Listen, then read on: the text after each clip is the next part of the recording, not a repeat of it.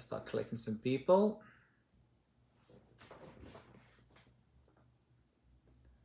Okay, let's do gallery view. Okay, I'll give it a few minutes.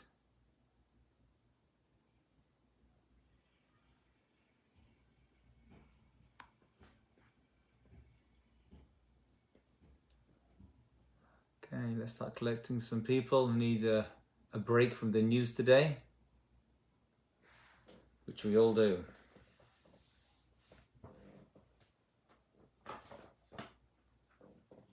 Hi everyone who's joining us. We're just collecting a few more viewers and listeners on Instagram, Facebook, and on Zoom. And we'll get going in one more minute. Shalom Miriam, nice to see you up here.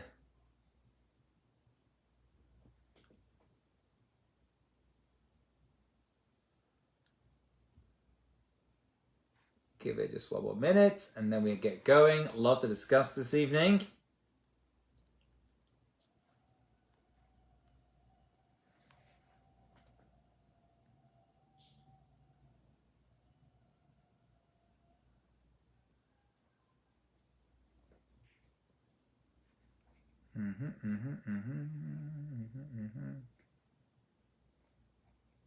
Okay.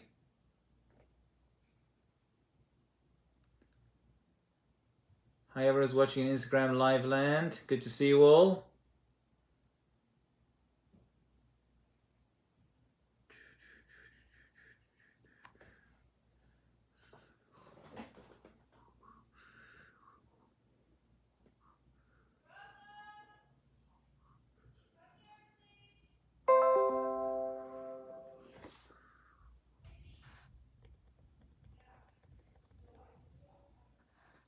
Okay. Shalom Remy, how are you?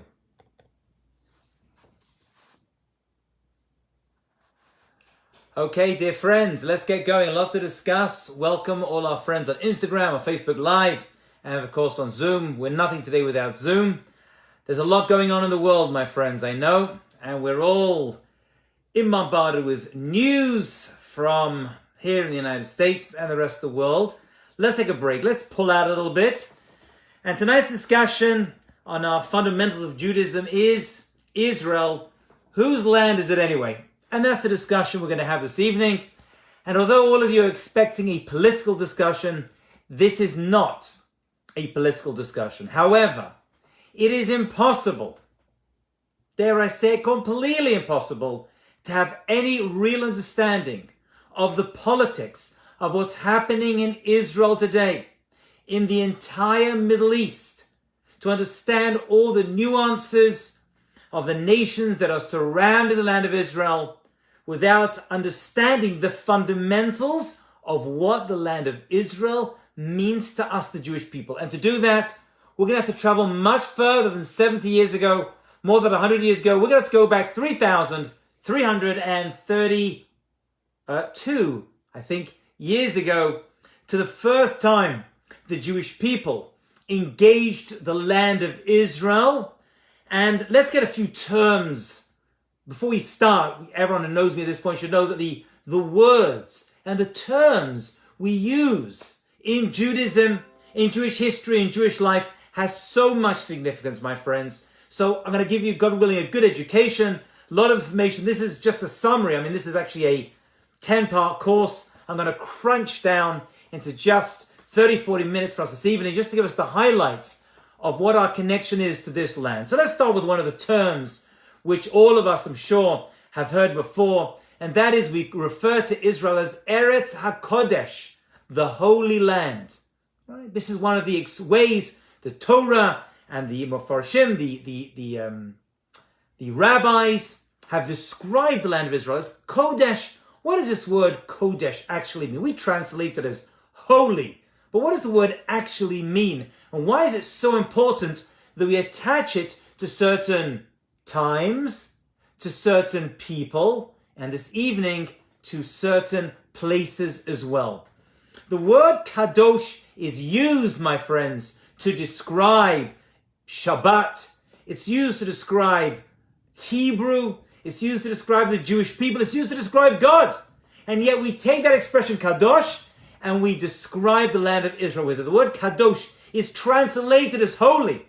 But really the word, my friends, means separate, distinct, apart, not the same. It's an elevated reality. It's not the same.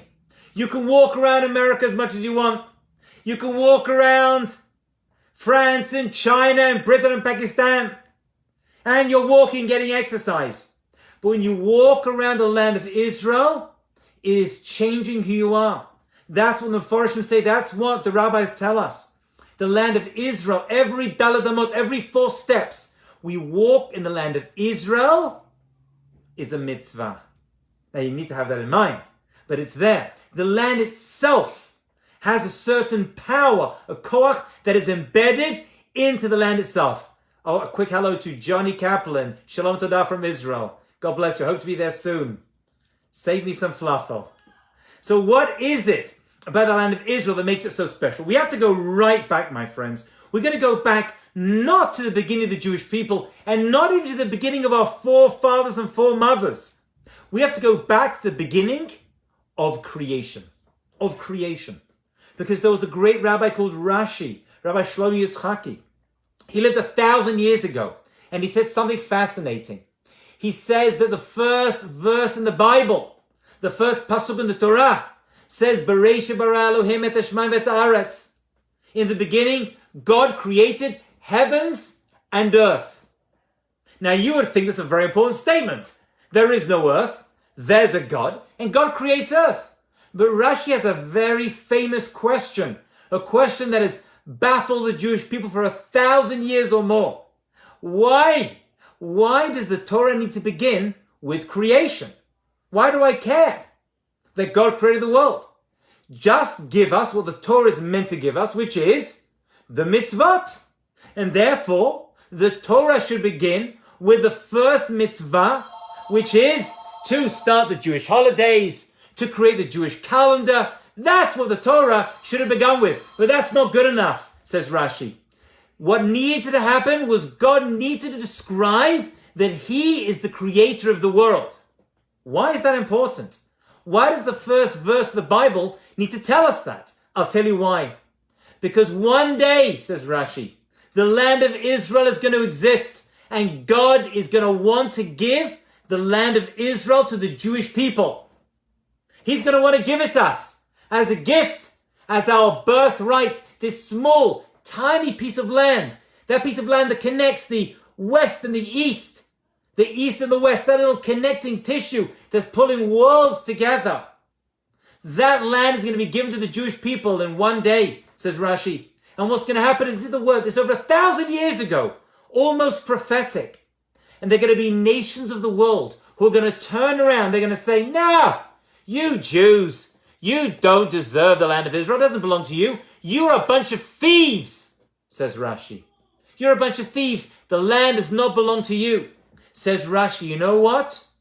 We can turn around and say, who created the world? God did. How do I know?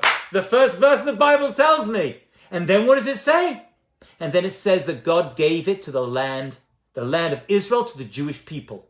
Actually, the Jewish people are going to change into the Bnei Yisrael. Our actual name, the children of Israel, is a reference to Jacob. We'll see why he's very important in the story of Israel. And we, the Jewish people, have the same name as the land because we are one. We are connected in a very deep and strong way to the land itself. And that's why, says Rashi, when they turn around and be like, you Jews are thieves, you stole the land, which they said for hundreds, if not thousands of years, we turn around and say, God gave it to us. It's our God-given right. And anyone who takes it away from us is actually taking away from God. Let's jump forward. Let's jump forward to Abraham. Now we know that Abraham lived in Ur Kasdim and Haran in the Middle East, in modern-day Iraq. And God tested Abraham 10 times.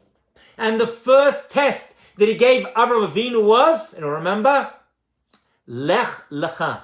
Leave your land. Leave the comfort of Ur Kasdim. And Abraham was doing very, very well. He was extremely wealthy. And he had a lot of cattle. And he had a wife. And he wanted to build a family over there. And he was ready. He was ready. And God said, too comfortable. Way too comfortable. Leave. Lech lecha. Go. Where was he told to go to? Eventually found out the land of Canaan, which eventually will become called the land of Israel. Now look very carefully. These words are very important. He is told to lech lecha. How do you say go in Hebrew? Lech. Lech is sufficient. What's the lecha doing over there? A very famous question asked by a lot of great rabbis way, way before me and any of us. And they say the lecha means a few things. Number one, it is for you, for your benefit. This journey, Abraham, that you are going to make into the land of Israel is really going to be for your benefit. It may not seem so because you are doing very, very well in Chutz La'aretz, outside of Israel, but this journey is going to be for your benefit. But the word lacha means something else. Lacha means to you. What does to you mean? Go to you. This is where you're going to go find yourself. There's something about this land, and maybe that's why this land is so contested for thousands of years. A land without too many natural resources. And yet, we know that everyone wants a piece of this land. Every religion looks at this land. We know, says the Torah, the eyes of God are on this land. Mereshet Hashana ad Achret Hashana, from the beginning of the year to the end of the year. Hashem looks at this land not like any other land. There is an expectation. And Lech Lecha means when you go there, you're really going to you. You're going to discover who you are. There's something about this land, inherent in the Adamah, in the land itself, that allows a person to find themselves. What does that find myself? I'm here. What does it mean find myself? It means that you're going to find out your real mission. And the mission of the Jewish people is linked to this land. And so God promised the land of Israel to Abraham. And then he also promised it in the Torah, in the book of Genesis, chapter 12, verse 1 to 2.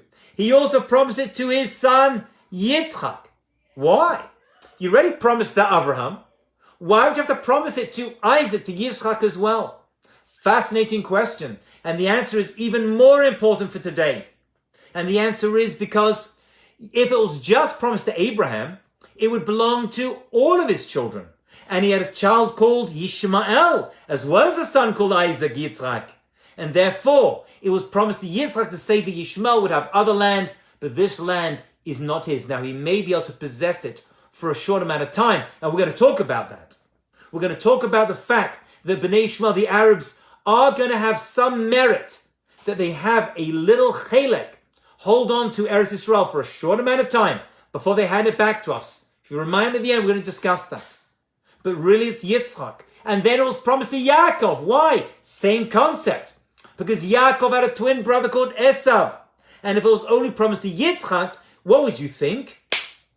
That it belongs to Esav as well. So God says, no, it belongs to Abraham. It belongs to Yitzchak. And it belongs to Yaakov exclusively. There is an exclusive connection that comes right down. That Eretz Yisrael comes to the people. So it was called Canaan. But when the Jewish people entered into it under the leadership of Yehoshua, the name was changed to Yisrael. Why? What does the word Yisrael mean? It refers to us as a people, but it's made up of two words. Yashar El, straight to God. Yashar El, it means a number of other things.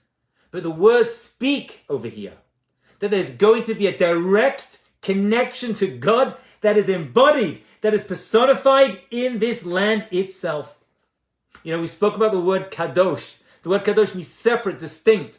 One of the names that David HaMelech gave Yerushalayim, Jerusalem, was Zion, Zion. Eventually that name was used to describe all of the land of Israel. And now any lover of the land of Israel is a Zioni, a Zionist. What does the word Zion mean? We saw Yisrael, Yashar El. We saw Kadosh, Kadesh, it's separate, distinct. You know the word Tzion means? You're going to love this, my friends. If you hear this from me alone tonight, it was worth my mother having me. You're going to share this with your friends and family, I promise you. The word Tzion comes from the Hebrew word Metzuyan. Remarkable, amazing.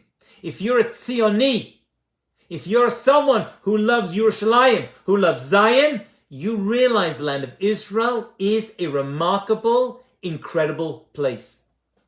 And so when the Jewish people left Mitzrayim, Egypt, in the Jewish year 2448, that is, as we said, 3,332 years ago, they left for two reasons. Reason number one was to get the Torah. The Torah had to be given in the Midbar in the desert. Why is another discussion. Why? The Torah had to be given chutz la'aretz, outside of Israel. But then it was to go into Israel, and then it was to go into the land itself. The reason we left Mitzrayim was so that 3 weeks later, unfortunately, we had a bit of a problem with the golden calf. It took 40 years, right? A little bit difficult. And that was, bam, right into the land of Israel. And so, my friends, there have been two great journeys in Jewish history. Both of those journeys were the leaving of people from a great metropolis into a barren desert called Yisrael. Abraham turned his back on Bavel. He turned his back on Ur Kasdim, on Haran, and said, I'm leaving you, which was unheard of. No one was leaving. Everyone was going there to go in to Eretz Yisrael. And then at the time of Moshe Rabbeinu, the Jewish people took on the second great journey of history, and that was to leave Mitzrayim, Egypt, which also was the metropolis and the center of the world. Nobody was leaving Egypt to go elsewhere. Everyone was going in. It's like today. Everyone wants to come to America. You don't see people leaving America to go to Kabul, to find their future, to find their fame and fortune. Nothing with Kabul. Well, maybe there is. That's not the way it is. Right? Everyone is going into Israel. Everyone's getting on an LL plane going into Israel. We all know what LL stands for. Every landing always late. And that, which is better than Delta, which stands for don't expect luggage to arrive, or didn't even leave the airport. That's what we're dealing with nowadays. That, my friends, is what the land of Israel is meant to be. We are attracted to the land like a magnet to metal. It's in us. It's in us. And it has been. And people have left great, great societies in order to make the connection to the land itself. And that, we said, goes right back. Okay, let's summarize a little bit. We said that the land of Israel is not like any other land. It is directly connected to the people. It is directly connected to our history.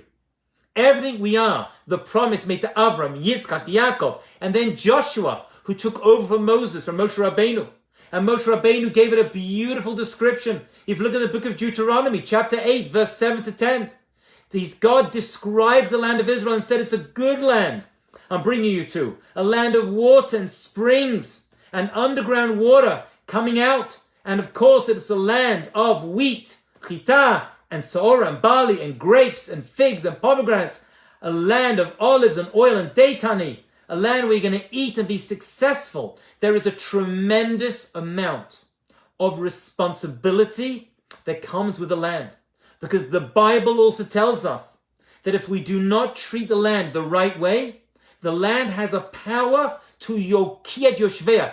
Listen to the words of the Torah. The Bible itself used these words. The land itself vomits out its inhabitants. It has a very low tolerance rate for immorality and sin. It comes like any gift you're given could be taken back. Right? If I say to my kid, I'm going to buy you a car, which I haven't yet. They're still borrowing mine. But if I say to my kids, I'm going to give you a car as a gift, and they mistreat it, I have the power to take it back. But it's a gift. You gave it to me. You got to earn it. And you got to earn it to keep it. And that's the way it works. And the land of Israel is the same. It comes with incredible responsibility.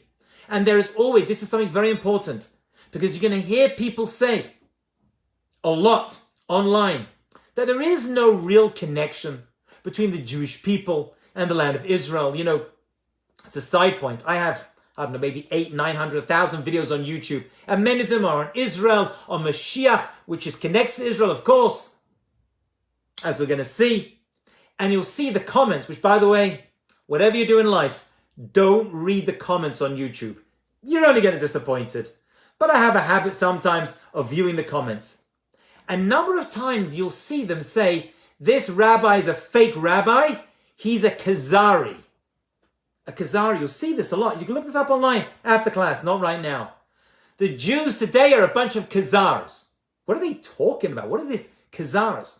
Well, there's a tradition, there's an ancient tradition, that there was a group of people who converted to Judaism, and they were from the Khazars, the Caucasus Mountains, wherever they were.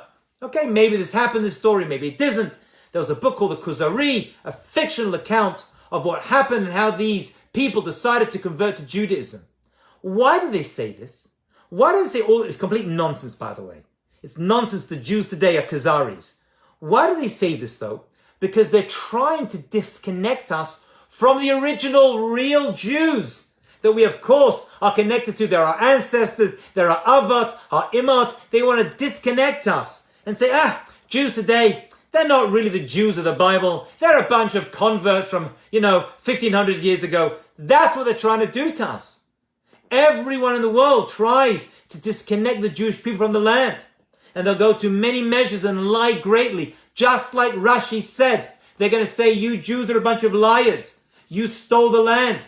And we're like, no, we are connected to it. And there has always been, this is very important, there's always been a Jewish presence in the land of Israel. It's very important to know that. No matter how many expulsions after the first temple was destroyed and the second temple, there's always been, now sometimes the group has been small, but it must be there. Actually, according to Jewish law, not philosophy, we need to be there because without a Jewish presence in the land of Israel, all the mitzvot that apply in the land of Israel and the Jewish calendar disappears. It disappears. So therefore there must be, when the Ramban Nachmanides, who by the way lists moving and living in Israel as one of the 613 mitzvot, when he moved to Israel and moved to Jerusalem, he couldn't find a minyan. And he struggled to find a group of Jews to pray with. So it's true, it was difficult. But there's always been Jews, whether in Hebron, whether Avot are buried, or whether in the land in Tzfat, or whether in Yerushalayim, there's always been Jewish people in the land of Israel. Here's a good trivia question for you. What percentage, and I talk about my students, why you a lot about this, what percentage of the mitzvot can only be fulfilled in the land of Israel? It's a great question. I'll ask it again. What percentage of the mitzvot can only be kept in the land of Israel? So I'm not including Shabbat, because Shabbat can be kept anywhere. And I'm not including clearing out Chametz for Pesach, because that can occur anywhere. I'm talking specifically about mitzvah that can only be kept in the land of Israel, like Shemitah, leaving your land fallow, like the mitzvah of the Beit HaMikdash, the temple in Jerusalem. You know the answer? 52%. 52% of the mitzvot, of the Tariag mitzvot, can only be kept in the land of Israel. The Torah itself, the Jewish people, our ancestors, everything we are, and all the mitzvot can only be kept, 52% in the land of Israel. So the Torah itself is telling us, the land of Israel, according to the Ramban, as we said, there is a mitzvah to live in the land of Israel, and actually it's a very unusual mitzvah. It's very unique. Other mitzvot we do with parts of our body, right? We hear the shofar. We taste the matzah. We see the new moon. There are a few mitzvot that we fulfill with our entire bodies. We walk into the sukkah. We walk into the mitzvah. It surrounds us. A woman goes to the mikvah. She goes into the immersion pool to recreate herself and they're surrounded by the water. And when a Jew is in Israel, whether to live or to visit, they are surrounded by the mitzvah. You actually enter into the mitzvah, and the mitzvah itself is going to change you completely. And when Josephus described the land of Israel, he described it at the time of the destruction of the Second Temple. He was a Jewish historian that the Romans used to describe. And he described the land of Israel as beautiful, as lush. And I'll just read the verse. This is from the Jewish Wars, book 3, verse 3 and 2. The whole land is excellent for crops and pasture, and rich in trees and every kind of fertility. It involves even the least inclined to work on the land, right? Everything is so beautiful and it's inhabited. Before the destruction of the Second Temple, the land of Israel flourished and was blooming and blossoming. And then the Romans came and they destroyed the Second Temple and they kicked us out of the land of Israel, our land, a land that we know. And then they changed the name to demoralize us. And they said, you know what? It's not Israel, it's Palestina. It's Palestine. Why do they use that name?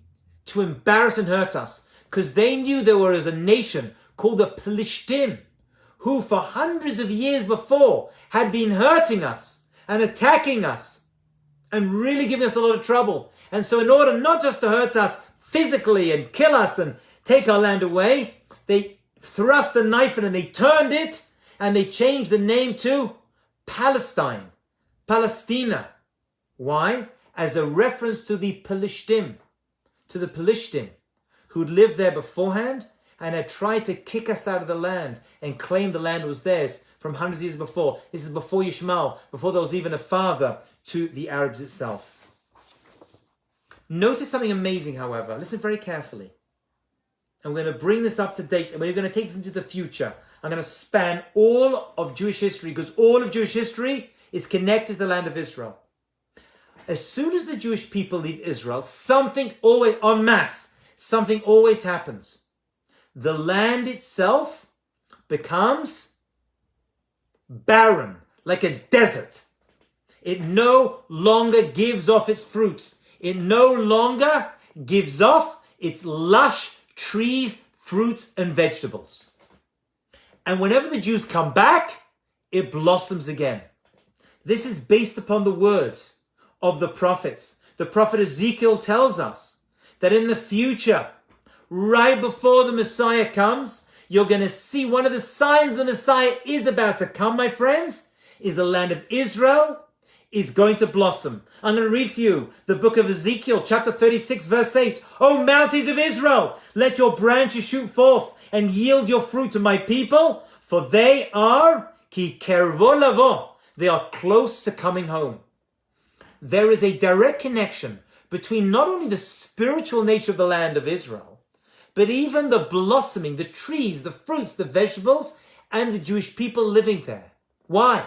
Why would this be? And Isaiah the prophet says, you're going to see the Jewish people at the end of days are going to learn how to irrigate the Negev. The prophet Isaiah tells us, look it up after class, chapter 41, verse 18 to 19.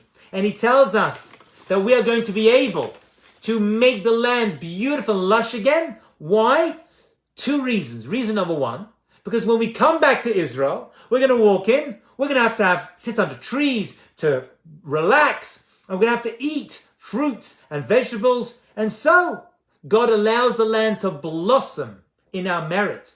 But number 2, says the commentators on these verses from Isaiah, so that one day they're going to see how we have taken the land and we have turned it into what's been called nowadays a startup nation. I want to change the name. Hope you excuse me. It's a re-startup nation because we've always been there and we've always been a nation. And the Jewish people are made up, I say, of 3 L's.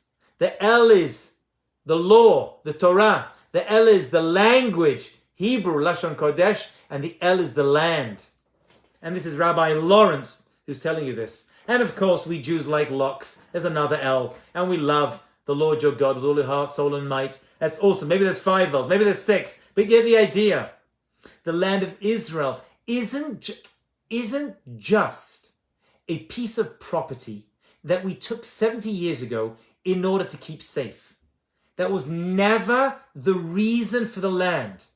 The reason for the land is because there's something about that piece of land that allows us to become the best nation that we can become.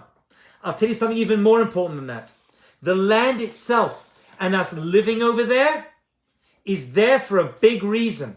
And that is so that we can become a model nation. A model nation.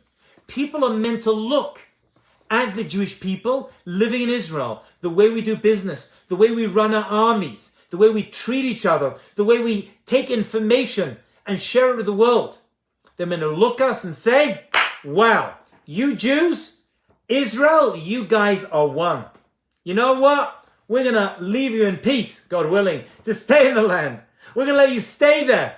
You've become a model nation and a model society. Those are the words of Rabbi Samson Raphael Hirsch. Let me read these words to you, if you don't mind. They're so beautiful. He says, the Jewish nation is to represent agriculture as well as commerce and militarism. This is Rabbi Hirsch speaking 100 years ago. We're going to have an army. You're going to have agriculture and business, a place of culture, a place of learning. The Jewish people are going to be a nation of farmers, of businessmen, of soldiers, of science, and become a model nation. They're going to look at us and be like, now that's how to run an army. That's how to keep a nation together, right? That's how to act morally and ethically. And we are meant to export that information. I'll give you just one quick example of this. We're seeing today. We brought, as we said, the blossoming of the land of Israel, and we brought it forward. And now there's fruits, and there's vegetables, and there's trees, and now we figured out the water problem. People spoke about it. It doesn't exist anymore. We figured it out. We figured out how to bring water and fresh water and drinking water to the land of Israel, into the Negev.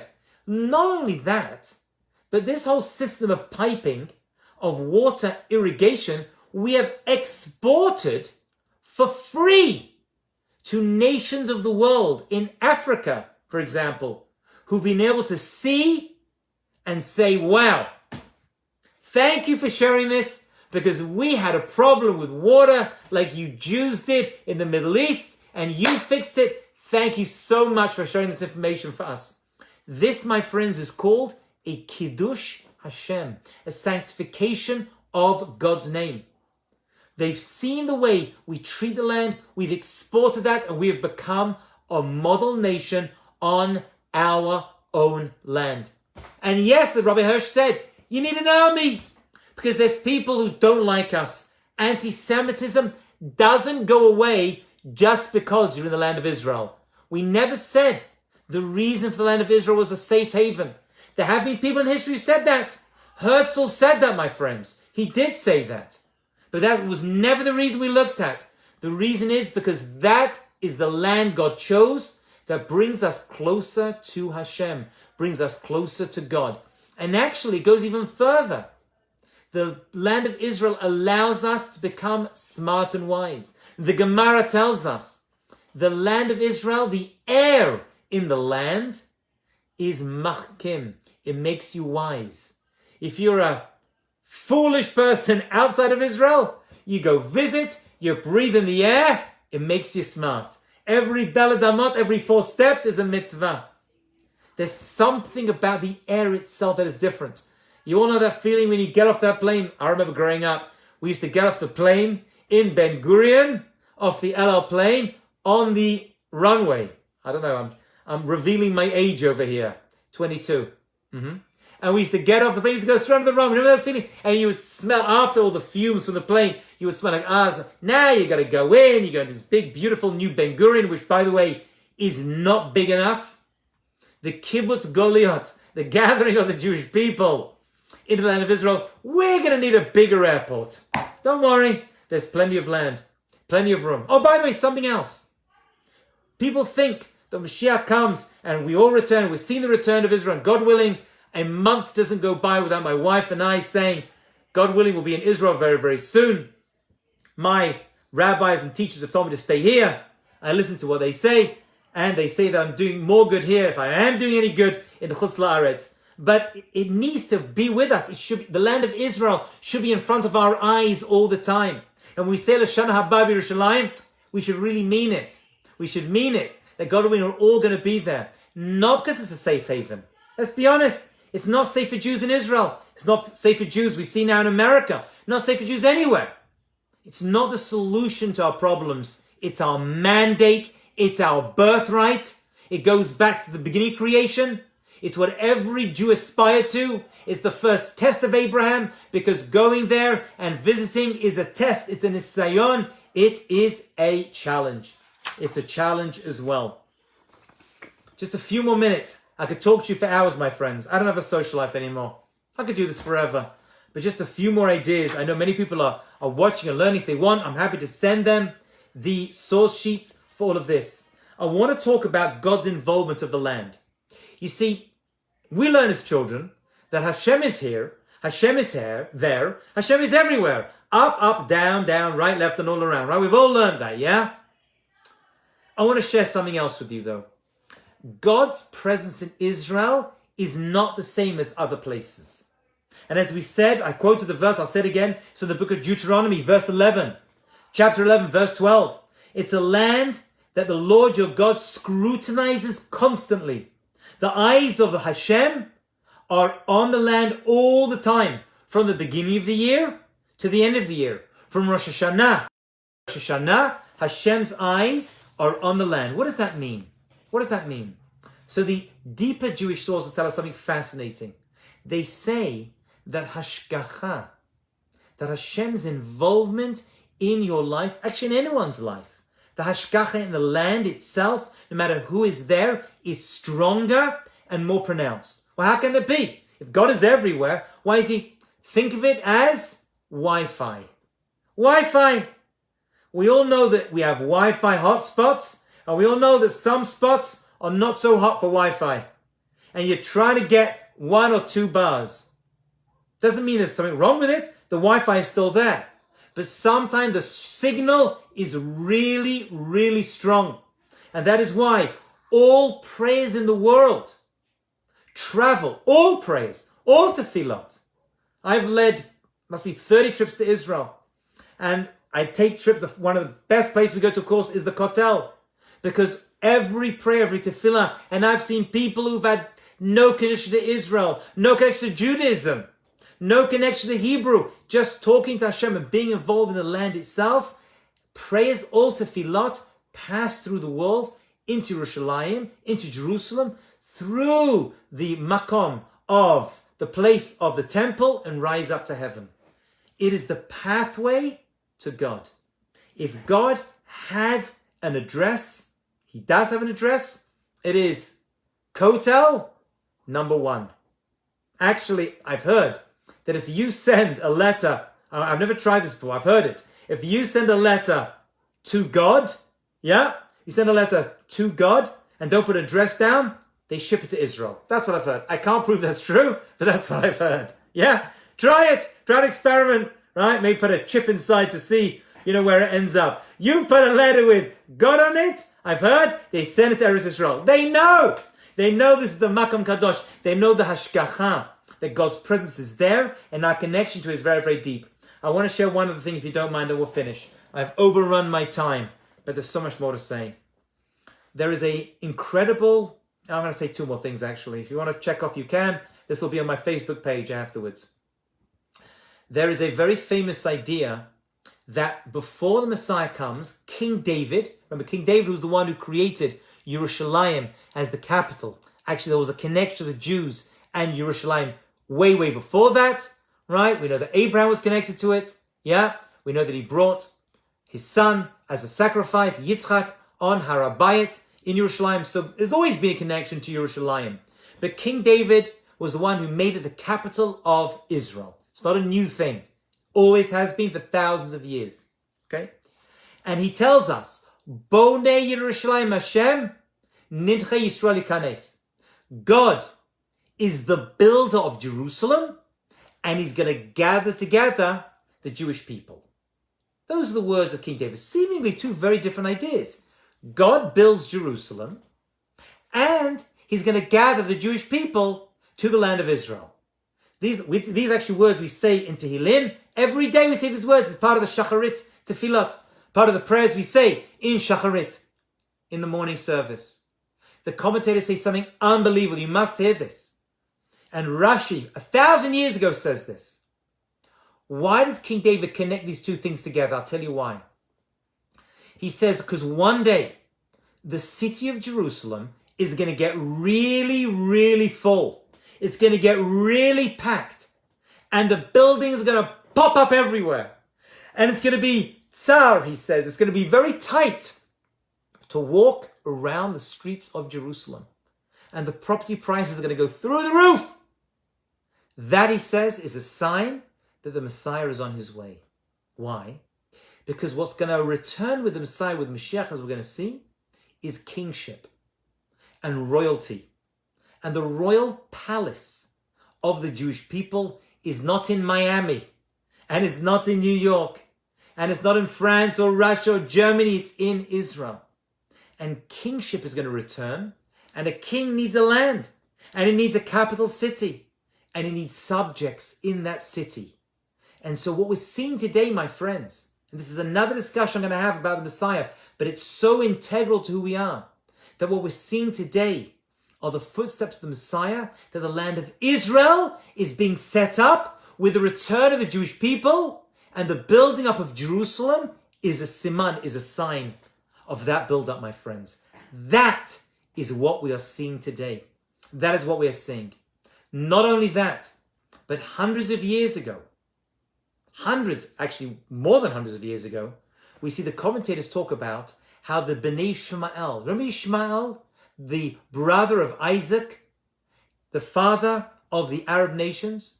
We're told that they have merit to actually occupy parts of Israel. They pray, they are God believers, and they therefore, say the commentators, this is Rav Chaim Vital, one of the great Kabbalists and students of the Arizal, he says that they get merit. They get merit, and therefore they're going to have a claim to the land of Israel. But that's only short-term claim. They're there, and they do have merit. However, the land of Israel, and Jerusalem especially, and Har HaBayit, which is the epicenter of the entire world, is Mount Moriah, where Abraham bought Isaac, where the first temple was, and the second temple was. It's all revolving around there. And just like Israel is considered the eye of the world, Jerusalem is the pupil, the center of it, and Har HaBayit, Temple Mount, is the reflection on the eyeball. Everything in the entire world is reflected on that. And so to right now, there is disharmony and disunity. And so we own Har HaBayit, we own it now, but for some crazy reason, which makes no sense, Moshe Dayan gave the keys to the Waqf. But they're going to give it back to us. And it will return, come back to its rightful owners, and God willing, the third and final temple will bring history right back. Because basically all of Jewish history is one big circle that starts and ends with the land of Israel, our homeland and our birthright. And so when we say on Pesach and Yom Kippur, 2 times of the year that reflect each other, 6 months apart, we say L'Shana Haba Yerushalayim. And Yerushalayim is Yerushalem. I should see with completeness. That is the power of Israel. That is our birthright. That is our land. And with that in mind, that connection, everything that we are seeing in the Middle East, and why we see the land of Israel so mentioned in the newspapers online, and people try to disconnect us from our land, it comes from a very deep reason. That they see there is an absolute unity between the people on the land and God himself. I have outrun my time. So much more to say. Hope you've enjoyed it. If you want the notes from this class, I'll be happy to share them with you. I have them typed up. I'm happy to email with you. God willing, we should see peace, not just for Israel, not just for the Jewish people, but for everyone across the United States of America, the entire world, God willing, very, very soon. Thank you, everyone.